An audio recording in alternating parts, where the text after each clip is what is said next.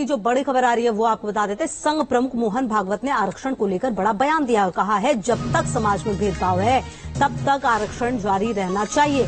संघ संविधान के मुताबिक आरक्षण का समर्थन करता है। भागवत ने यह भी कहा, जिन लोगों ने 2000 साल तक कष्ट झेला है उनके लिए हम 200 साल कष्ट झेल लेंगे तो क्या फर्क पड़ेगा।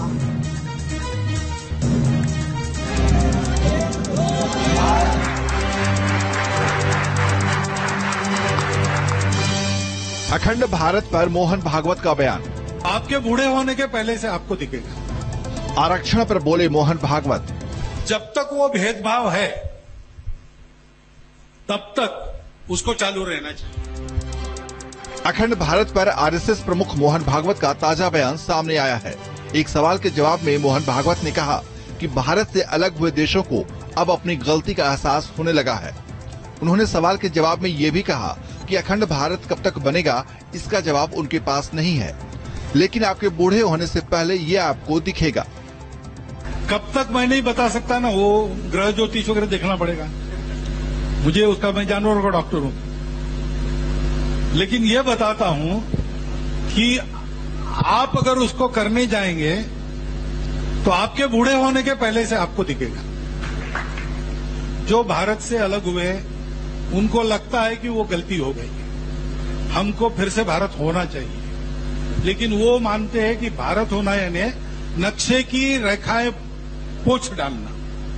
ऐसा नहीं है, केवल उससे नहीं होगा।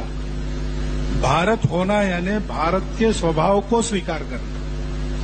वो स्वभाव मंजूर नहीं था, इसलिए भारत का विखंडन हुआ है।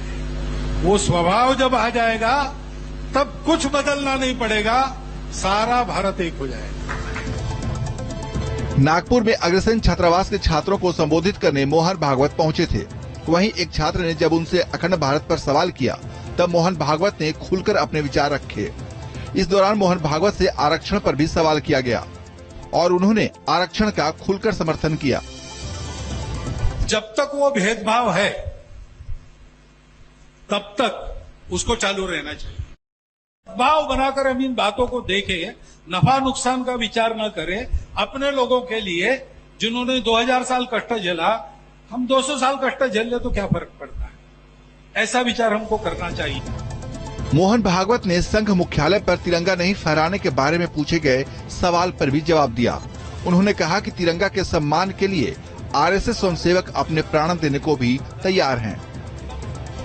राष्ट्रीय स्वयंसेवक संघ इस ध्वज के सम्मान के साथ जुड़ा है। 2 दिन ध्वज फहराने की बात है, वो भी हम कर रहे हैं, परंतु वो फहराए नहीं फहराए, जहां जहां इस ध्वज के सम्मान का प्रसंग आता है, हमारा स्वयंसेवक अपने प्राण भी देने के लिए अग्र पंक्ति में रहा है और रहते रहेगा, ये पक्की बात है।